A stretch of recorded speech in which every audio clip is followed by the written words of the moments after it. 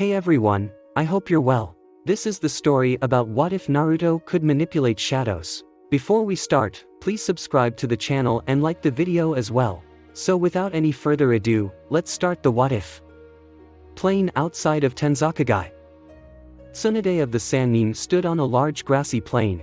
Before her stood 4 Oto Jonin. Behind them stood Jiraiya of the Sannin, her assistant Shizune, and Madogai, one of the strongest Jonin in Konoha. Orochimaru was nowhere to be seen. The Jonin weren't sure what to do. They had deadly enemies on both sides, and if they stayed still they were screwed. Tsunade didn't wait for them to make up their minds on what to do. She ran forward and crashed her fist into the jaw of one of the ninja, shattering the bones and taking him out of the battle if he was still alive. The ninja closest to him now attacked Tsunade with a small fire jutsu, but it was avoided and the ninja was met with a kunai to his forehead courtesy of Shizune. Guy and Jiraiya however attacked the last 2 Jonin. A ferocious kick from Guy snapped the neck of one of the 2, while Jiraiya simply slit the throat of the other one with a fast swipe of a kunai. This entire process took less than a minute. Then Jiraiya looked over at the Jonin that Tsunade had disabled, who was rolling around on the floor holding his jaw, and tossed a kunai into his throat, finishing the ninja off very quickly. Then the 4 spread out a bit, making sure they were on their guard. Orochimaru was still there, the only question was where. Did he run off, or did he stay for some reason? They stayed on their guards, and hoped to avoid a surprise attack. Then, Tsunade heard a very bad noise. The sound of hand seals coming from over a nearby hill. She sprinted to the top and looked down only to see another Oto ninja, one that did not appear with the others doing hand seals while Orochimaru had blood smeared upon the tattoo upon his left arm. Orochimaru looked up and smiled at the sight as the ninja finished his hand seals and slammed his hands upon the ground, resulting in symbols forming in the blood and an extremely large burst of smoke. Tsunade jumped back and the others immediately looked up at the enormous cloud of smoke, all of them knowing exactly what it meant. Before the smoke cleared, Tsunade and Jiraiya did the exact same thing. They bit their thumbs, smeared blood upon their hands, and went through 5 hand seals before touching their hands to the ground, resulting in large bursts of smoke. With Naruto. Naruto saw the turn of events and took immediate action. It was not a good idea to be on the ground during a fight between boss summons. He molded the darkness of his own shadow, spreading it into a sheet beneath him and his group. It stayed in contact with Absalom so it was completely invisible. When the new platform covered the ground they were standing on, it lifted into the air, getting them all off the ground while Absalom kept them from being detected. The generals and Absalom were completely stoic to this, but Haku was a bit surprised by the sudden lift into the air and grabbed Naruto's shoulder since that was the only part of him she could reach without letting go of Absalom as well. Naruto flinched slightly at the contact. Haku's improving mastery of her bloodline had a few unexpected side effects regarding her own body temperature. She was currently 10 degrees colder than normal humans, her hands constantly chilled. It didn't bother her at all, which was to be expected, but still it could be unpleasant and surprising sometimes. Hell, if she kept improving, her average body temperature would probably continue to decrease to the point where her breath could be seen. Naruto put the thoughts of Haku out of his mind and looked down upon the vanishing smoke. As he expected, 3 large creatures had appeared: Gamabunta, Manda, and Katsuyu, the 3 boss summons of the Densetsu no Sannin. Naruto couldn't lie, it was an impressive sight. He watched the turn of events like a hawk, waiting for exactly the right moment to strike. With the Sannin, Gamabunta looked at the situation he was suddenly forced into. Honestly, can't a giant toad have dinner with his wife in peace? After a moment he said, Manda and Orochimaru, Katsuyu and Tsunade. The 6 of us all together attain. Do you have a handkerchief, Jiraiya? I might cry. Jiraiya just smiled grimly and said, Huh, you old fool. This isn't time for nostalgia. This time we're ending this petty rivalry once and for all. Katsuyu simply watched in silence, prepared to obey the orders of her lady. Manda looked at the other 2 boss summons and said, Orochimaru, why have you dragged me here? You know how much I dislike being summoned. The Sound Jonin who assisted Orochimaru is summoning Manda shakily said, Please, Manda-sama, do not be angry, we will be more than happy to. Manda interrupted, Shut up, you insignificant bug. I was talking to Orochimaru. If you speak out of turn again in the presence of your superiors, then I will eat you myself. Orochimaru merely stayed silent before the anger of the gigantic snake. Summoning Manda was an extremely risky move. If Manda found out about his injuries, then he would not hesitate to eat him and his servant before departing again. He had to agree to Manda's price and hopefully let him win the battle without getting into heavy combat himself. Manda looked at Gamabunta and said, "Very well, Orochimaru, I will help you, but my services will require 100 human sacrifices." Orochimaru simply nodded, agreeing to Manda's price. He had paid steeper prices in the past for Manda's aid. Gamabunta drew out his enormous tanto a few inches and said, "Oh joy, what luck, I've always wanted a snake skin wallet." Manda turned to the gigantic amphibian and said, "Wait just a moment and you'll wish you'd never been born, you stinking toad." At that moment, without any visible prompt from Tsunade, Katsuyu raced forward and said, "Zetsushi Nensen." Just as she spayed a large amount of an off-yellow liquid toward the large purple snake. The serpent, however, was swift and quickly slithered out of the way of the liquid, which immediately started burning through the ground. Then, Manda had wrapped himself around Katsuyu fast as thought, constricting the slug as he hissed, "I'll start with you." Then, as soon as he said it, he moved his head back to avoid being impaled by Gamabunta's tanto, which he then clenched his jaw down upon to prevent the toad from taking it back for another strike. At the same time, Manda was also increasing the pressure put on Katsuyu, crushing the enormous slug. Then Tsunade gave her summon the OK, and Katsuyu burst into hundreds of smaller slugs, which slithered away from the gigantic snake. Manda regained the balance he lost when Katsuyu burst and reaffirmed his hold on Gamabunta's sword, yanking it from the toad's grasp and tossing it straight at its owner. Gamabunta jumped back and to the side, avoiding the gigantic blade which stuck into the ground. Jiraiya shouted, "Bunta, oil." Gamabunta nodded and after a moment spewed forth a torrent of oil, just in time to be caught by Jiraiya's fire jutsu, resulting in a gargantuan firestorm heading in Manda's direction. Gamabunta watched in satisfaction as the flames consumed the snake. Jiraiya said to the toad, "This isn't over yet, that was too easy." Then, he was proved right as the smoke cleared, revealing a gigantic burning snake skin. Manda shed his skin and avoided the flames. After a while the ground started rumbling. "Gamabunta!" Jiraiya shouted. "I know," replied the enormous toad, knowing what the tremors meant, keeping a close eye on the ground. His diligence was rewarded when the ground in front of him exploded and a sinuous length of purple darted from it, only to be caught in Gamabunta's hands. This, however, was nothing more than Manda's tail. "His tail!" shouted Jiraiya as the ground behind Gamabunta exploded, revealing the head of Manda darting forward, fangs revealed and prepared to stick into Gamabunta's vulnerable back. Gamabunta was helpless as Manda's fangs drew closer. The great serpent was about to bite down as something interfered with his attack. That interference came in the form of Gamabunta's short sword, wielded by Tsunade in her enormous strength, to come crashing down through the top of Manda's head, piercing upper and lower jaw and pinning its mouth shut.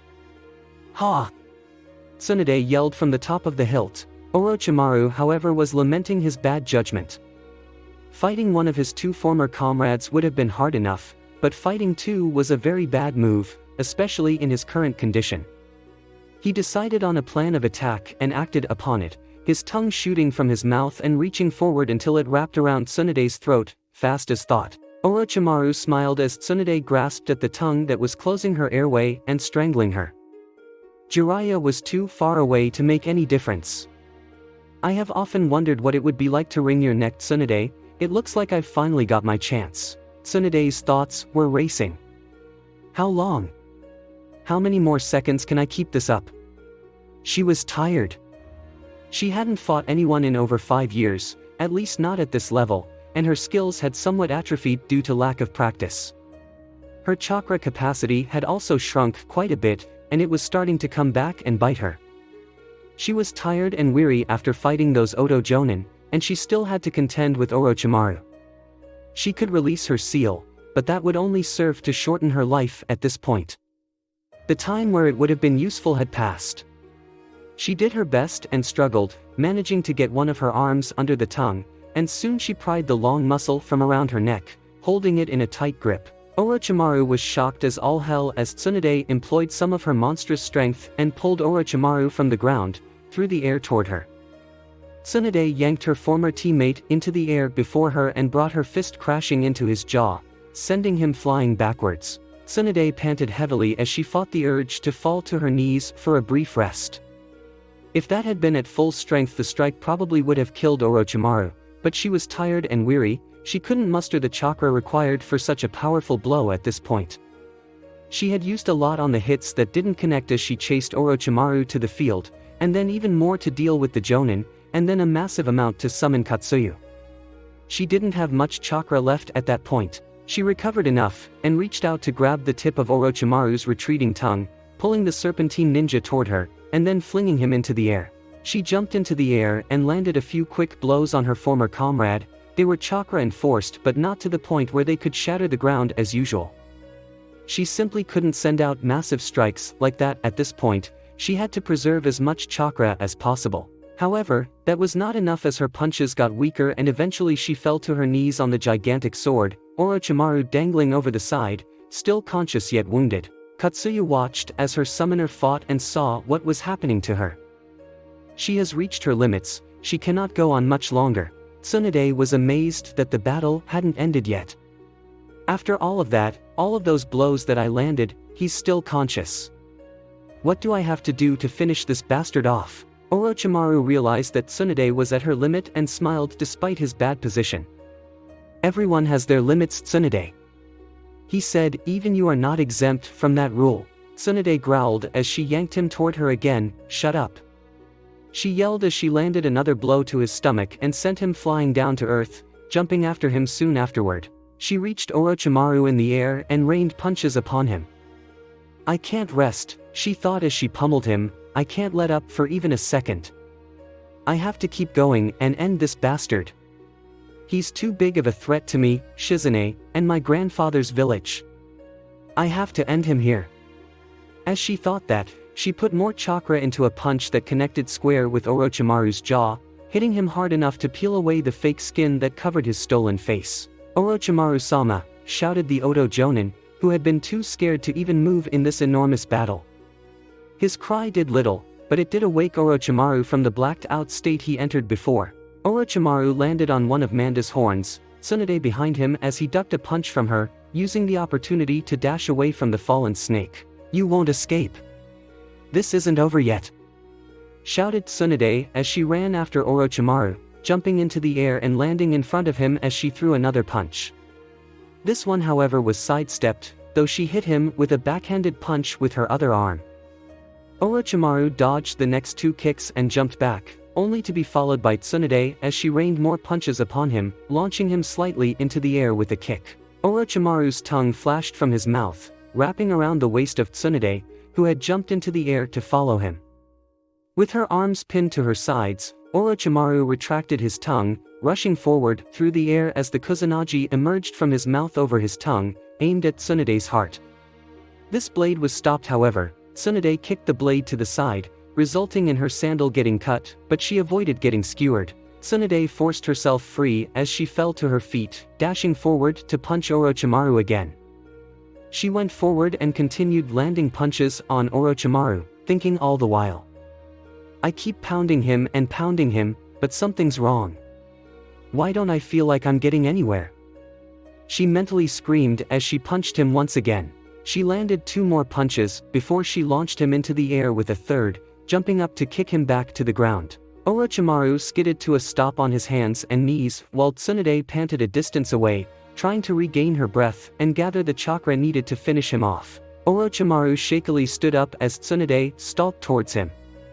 No matter, she thought as she went through several hand seals, creating a familiar blue glow around her right hand. All of her chakra was gathered into her right hand. This is over, she shouted as she ran forward to the exhausted Orochimaru and slammed her fist right into his jaw, sending him flying back. He slammed into the hilt of Gamabunta's sword and went still. The Jonin looked on in shock at his fallen master. Tsunade wielded insane strength and he took the full brunt of it. His musings were cut short, however, as Guy, who had been standing on the sidelines until now since he lacked a summon, jumped into his peripheral vision and with one swift kick, snapped the man's neck. Jiraiya, who had let Tsunade finish the battle since he was in hardly any condition to fight, said to Gamabunta, "It's finally over." Gamabunta just nodded as he eyed the fallen, defeated Orochimaru. Manda spoke through the blade, pinning him to the ground. "Orochimaru, you made me clumsy and careless. I'd eat you now, but I won't be eating solid food for months thanks to this hole. But if we meet again, well, you had better hope that we don't." And with those parting words, the Lord of the Snakes vanished in a large gust of smoke, leaving Gamabunta's sword in the ground. Tsunade fell to her knees as she watched the fading smoke, panting loudly as Shizune came to her side. Jiraiya gasped as the smoke began to clear. It revealed a standing figure, slightly hunched, but breathing. Orochimaru stood roughly where he fell. His voice sounded raspy but clear. "Tsunade, you refuse to heal my arms despite what I have offered you? Fine, I do not require you. There is one other way to revive my arms." Then Orochimaru lifted his head, revealing a large patch of skin missing. Behind that skin was skin of a different color, the face of another person. "I will destroy Konoha. I hope we can meet once more when I have my arms back. But until then, my dear old friends." Then Orochimaru began to sink into the ground. Jiraiya made to leap forward, but he felt an icy pain in his side. He looked down and saw red had stained his jacket. He grimaced as he realized that the exertions of the battle must have reopened his wound. Orochimaru's last words as he faded away into the ground were, "When I return with my arms intact, I will show you the power of true immortality," and then the snake Sannin was gone. Tsunade tried to stand but stumbled. Shizune was there in a moment and started tending to her. Guy went over and helped Jiraiya to the two healers as Gamabunta and Katsuya vanished. After a few seconds though, Shizune stopped her healing and everybody looked over at one place. The reason they turned to that spot was because there was noise emanating from there. Specifically, the noise of clapping hands. The Sannin and their entourage looked in surprise as 6 people materialized from nowhere. One looked like a cross between man and beast, which Jiraiya and Guy immediately recognized as the man who hurt Kiba and Niji. The second was a young girl who nobody recognized. The third and fourth were familiar to everyone there as they were quite famous.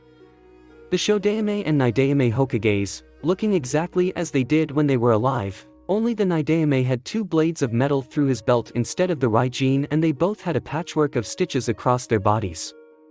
Their skin lacked any sort of healthy glow, and they could have been dead if they weren't moving however slightly. The fifth person was only recognized by Jiraiya, the samurai who attacked him in the Konoha woods, and gave him the very injury that was afflicting him at this very moment. The sixth and final person of the group was the one recognized by Guy and Jiraiya only. He sat in a chair formed of an inky black material, and wore a black trench coat and strange hat with its slightly glossed brim that made it hard to look him in the face. That was the man who was clapping. "Bravo, bravo, an excellent battle as to be expected of the Densetsu no Sannin, even though they have aged." Uzumaki Naruto looked the 4 people in the eye, one by one, fangs poked past his lips as he smiled when he looked upon the severely weakened Tsunade. "Now then, what will you do now, oh great members of the Densetsu no Sannin? What will you do now? Plain outside of Tenzakagai?" The 4 of them could not have been more shocked if you linked them up to a city power grid. They thought that they were in the clear only to have a group of enemies appear out of literally nowhere. Guy and Jiraiya didn't know what to say.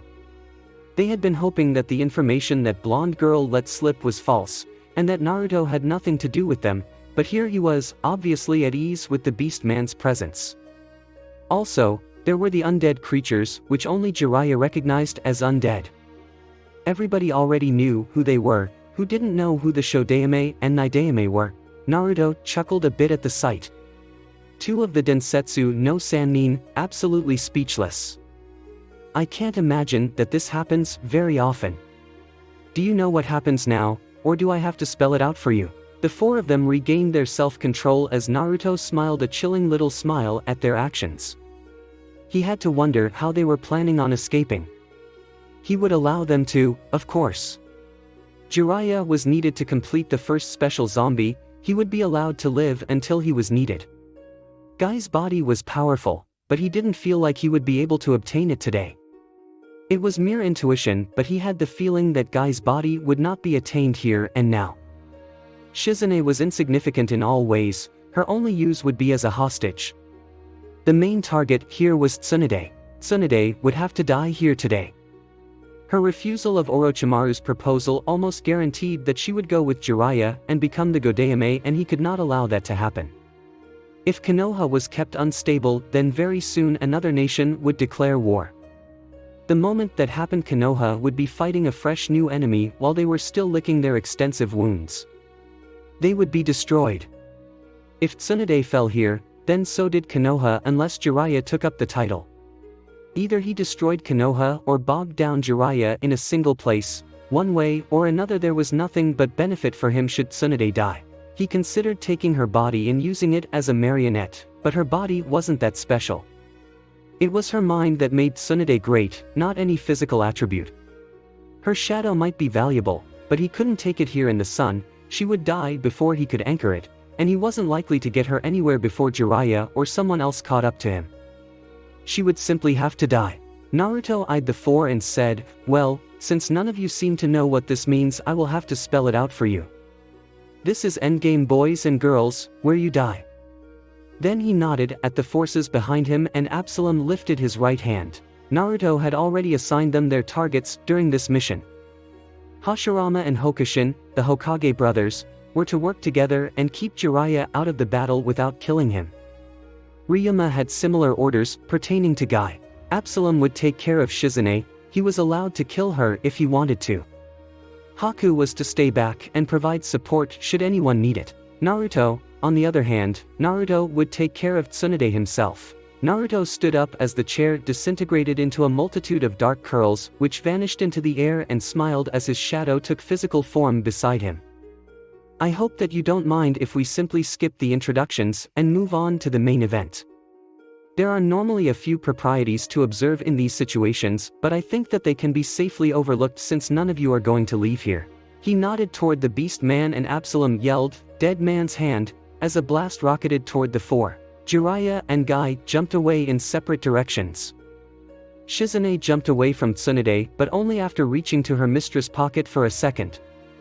Tsunade jumped away from the others, and all of them avoided the blast. Hashirama and Hokushin moved together toward Jiraiya as Ryuma sped off toward Guy as he drew his sword.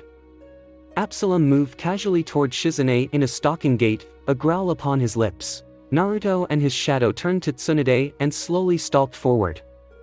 "Well, Tsunadeheim," he drawled, "shall we get this over with? With Jiraiya and the Hokages." Jiraiya jumped back from a punch from the Shodayame, being sure to avoid giving them a shot to his right side. Shizune had managed to close the wound, but it wouldn't be wise to go into heavy combat at the moment. In addition to that, he had just got done with a fight with Orochimaru, so he was already rather tired out. Things didn't bode well for him. Jiraiya had to block two quick punches from the Naidame, and Jiraiya grabbed the undead man's arm, swinging him through the air and throwing him to the side, only to be assaulted by the Shodayame again. Jiraiya kept the pace, but he was tiring quickly. These opponents were insanely strong. Each and every blow that he blocked had a possibility of breaking bones.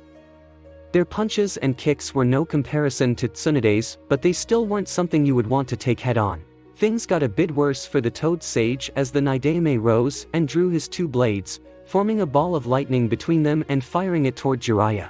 Most ninja probably would have been caught by the attack, but even wounded Jiraiya was still one of the Sannin, and the Shodayame's taijutsu skills were only on par with an Anbu. Stepping back from a kick, Jiraiya grabbed the Shodayame's leg and hurled him into the ball of electricity, smiling grimly when the electrocuted man fell smoking to the ground. One down, he thought. And that was only thought. Jiraiya was surprised when the Shodayame stood once more after a moment. Then the undead warrior performed several hand seals and shouted, "Moku Bunshin no Jutsu." Shortly afterward, 3 clones of wood appeared beside the undead Hashirama. They charged just in time for Jiraiya to finish a set of hand seals and yell, "Katan, Dai Enden," and blow a massive ball of flame toward the 4. The Naidame quickly did several hand seals and yelled, "Suitun, Daibakufu no Jutsu." At his command, a great vortex of water appeared around the Naidame and raced forward toward the flames. The water put out the flames as a great cloud of steam rose into the air. When the steam cleared, it revealed 3 mounds of ash where the flames flash-fried the clones, and a standing Hashirama, intact and whole, not even bothered by the flames. Jiraiya frowned at the two. This was going to be more than a little difficult. With Guy. Guy was having a lot of trouble with Ryuma. He wanted to finish his fight quickly, so he brought out his nunchaku. The zombified samurai dashed forward at a terrifying speed from Naruto's side, blade extended to pierce Guy's heart as dust billowed behind him at the speed of his charge. Guy waited till the last moment and dodged aside, bringing the spinning half of the nunchaku slamming into Ryuma's nose and sending him flying backward. Ryuma flipped in midair, landing on his hands and propelling himself back into the air to land on his feet, holding his sword ready. Guy held the nunchaku in one hand, spinning one half on them in preparation for another blow. Ryuma moved forward in quick little dashes of speed, moving from one place to another in a diagonal pattern, eventually appearing just forward and to the left of Guy, dashing in for a diagonal slice. Guy grabbed his nunchaku with both hands, maneuvering the chain expertly to slide the blade away from him. He made sure that the chain did not come in contact with the sword's blade directly. If that happened, then the chain would be cut through and his weapon rendered useless. He took the opportunity to slam his leg into Ryuma's abdomen, sending him back once more, only for Ryuma to slide to a halt and take a stance. He brought his black sword forward in a thrust, yelling, "O Abedo Kuu Doroa." Guy jumped aside immediately, not knowing what it would do but not wanting to find out. Behind the spot where Guy stood, there was a rock with a new 3-foot wide hole in it. Guy dashed forward as fast as possible, avoiding a downward slash from Ryuma and slamming one end of the nunchaku into the side of the zombie's head. Ryuma's head snapped back at the force of the blow and a sickening snap could be heard. But Ryuma's left hand clenched into a fist and slammed into Guy's stomach, knocking the wind out of the Jonin before the zombie dashed away from Guy. Ryuma turned back to face the green-clad Jonin and reached up and grasped his head, and with another crack, moved his head back into its normal position. Guy could hear the undead creature from there as it chuckled, and then laughed, "Yo-ho-ho-ho-ho-ho, this should be most interesting. How long will you last before you are finally cut down? I am dying to see. Even though I'm already dead. Yo-ho-ho-ho-ho." Then the samurai rushed forward, once more attacking Guy with several quick stabs and thrusts, seeking to run him through. Luckily for Guy, he was skilled enough to either dodge them or use the chain of the nunchaku to slide the strikes away without actually forcing the chain to take the full brunt of the attack. Guy returned the strikes with a fast taijutsu combo. He had removed his weights before coming to help Tsunade, so these strikes mostly connected. Several cracks were heard from Ryuma's ribcage at this time. Despite the damage, Ryuma didn't drop like Guy expected. He reaffirmed his center of gravity and immediately made a lightning-fast thrust to Guy's arm. Guy, with his great speed, was shocked that the blow grazed him, cutting into his arm an inch deep.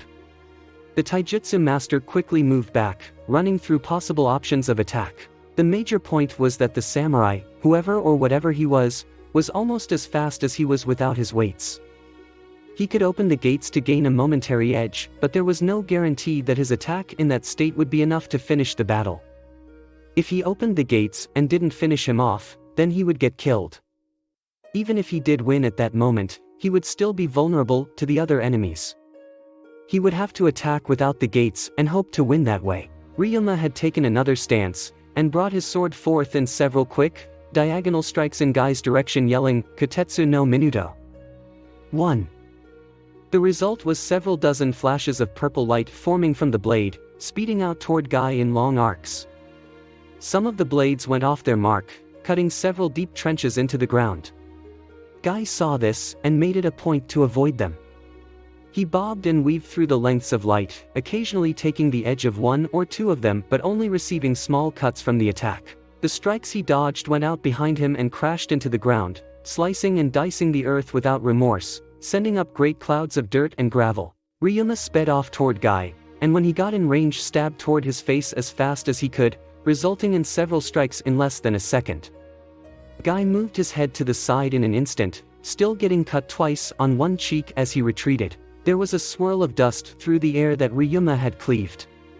The undead swordsman did not waste a moment. He turned to Guy and thrust his sword forward once more, yelling, "Fusii no Barrero." 2. The blade moved the air so quickly that it streamed forth in a similar pattern to a futon jutsu. It caused the air to divide into incredibly small streams that cut through what they grazed against. In this case, Guy. The taijutsu master was sliced rather deeply in several places. 2 cuts on his left forearm, another cut on his left thigh, and another on his right shoulder. Guy looked at the swordsman before him and thought, this will be very difficult. With Shizune. Guy and Jiraiya were having trouble, but Shizune was doing worse than either of them.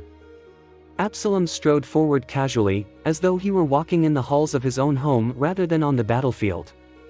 Shizune took the opportunity and shot several needles from the device on her arm, aiming right at his throat, but Absalom reached up and simply raised his right arm so that the needles would be blocked by his forearm.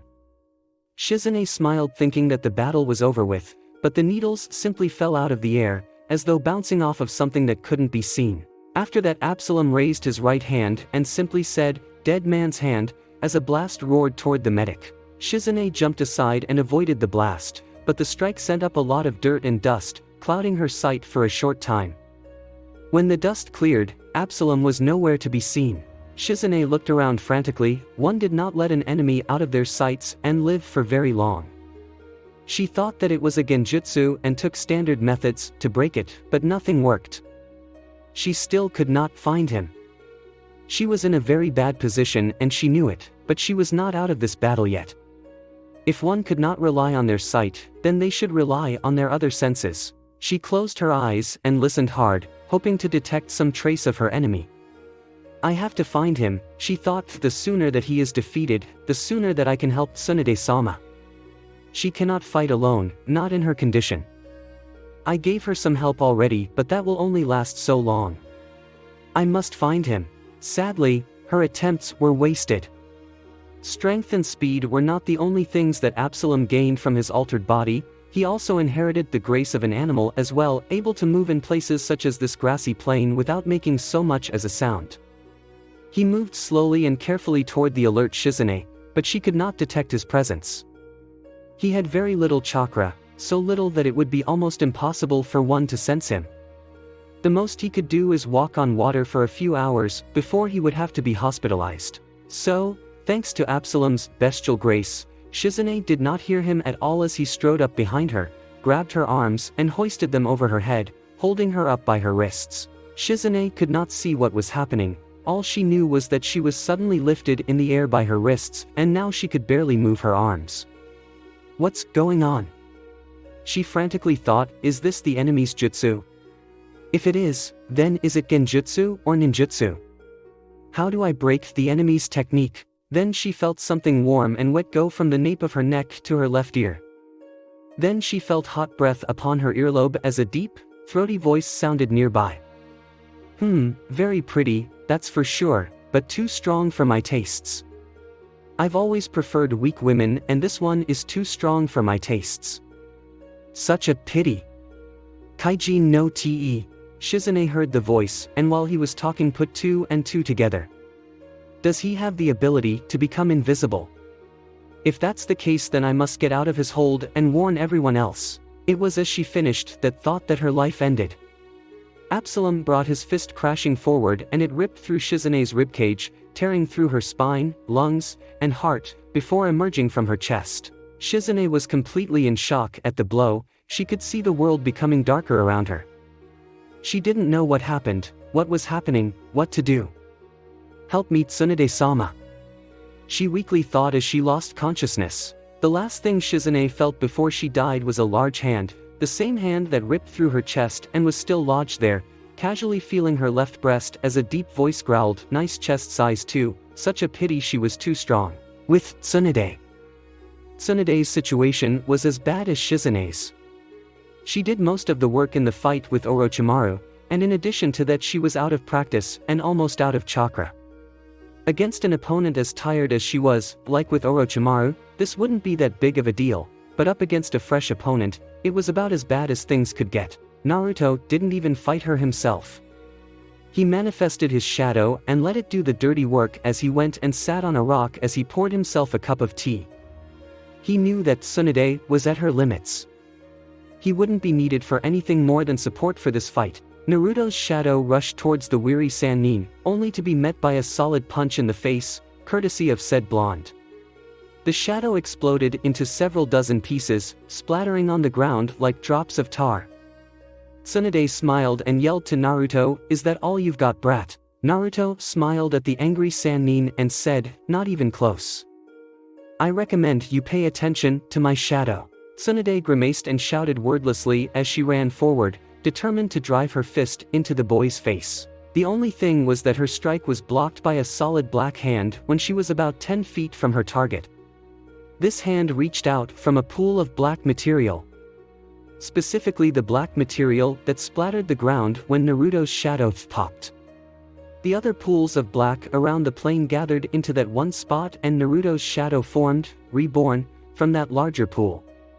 The only difference was that this time, the shadow was about 5 times larger than it was before, towering over Tsunade. She jumped back as the shadow brought one enormous hand down to smash her. She just got out of the way as it crushed the ground where she once stood. She looked up into the shadow's face, only to see that it was no longer there.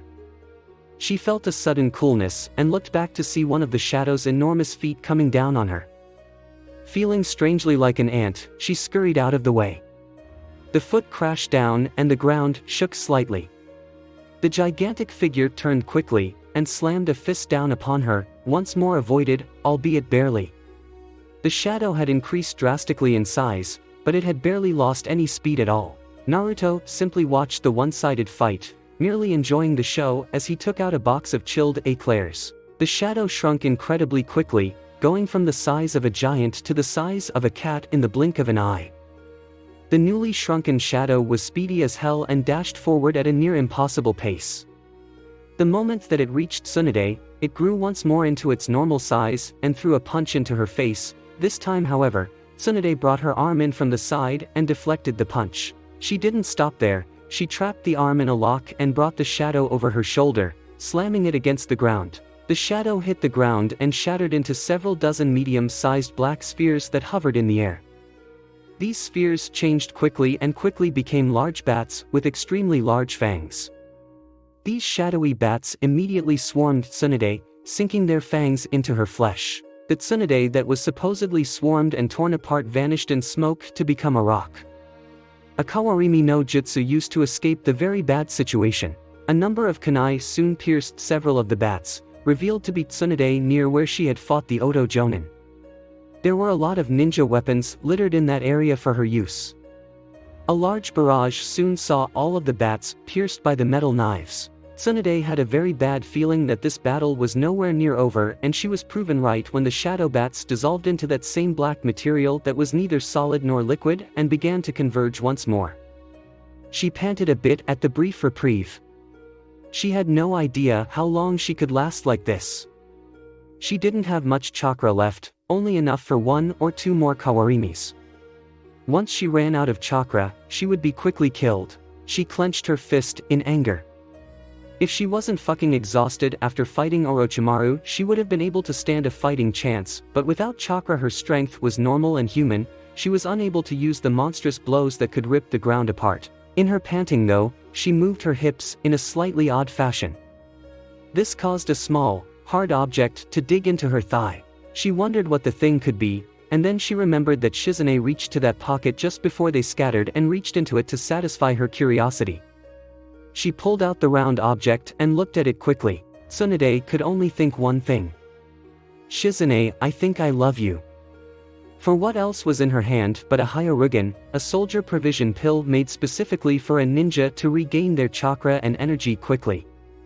Shizune must have had the foresight to give her mentor one of these pills to allow her to recover some much-needed chakra. She put the pill in her mouth and bit down on it quickly before swallowing. The effects were almost immediate, a rush of energy flowing through her limbs, the buzz of chakra now present in her body when before there was only a spark. She felt like a new woman who could defend herself. For with Tsunade, with chakra came strength. The shadow reformed itself and surged toward her, the lower half staying on the ground as the body stretched. Tsunade smiled and dashed forward to meet it, smashing her fist into the face of the human-shaped darkness, and she watched in satisfaction and Naruto watched in surprise as the shadow exploded into hundreds of pieces that scattered in a much large radius than the last time. Tsunade smiled at the surprised Naruto and said, "I won't go down that easily, Gaki." Then she heard a sudden sound of tearing flesh and cracking bone nearby, and she turned immediately to see what it was. Guy and Jiraiya, in their fights, performed similar actions. They all saw as Absalom ripped through Shizune's chest. Tsunade was stunned, and then angered horribly. "Shizune, no," she muttered to herself. Naruto shrugged and said, "Well, that was quick. Apparently Absalom wasn't in a playful mood today or something." Tsunade looked at the now visible Absalom as he pulled his hand from Shizune's chest, let the body drop to the ground, and wiped the blood off on the back of Shizune's clothes. You bastard!" Tsunade yelled as she ran forward, toward the now standing Absalom, ready to tear him apart. Thanks for watching. I hope you guys enjoyed. If you did, comment down below and let me know. Also share this video with your friends. I have created a playlist of this what if where you guys can find all the parts. See you in the next video.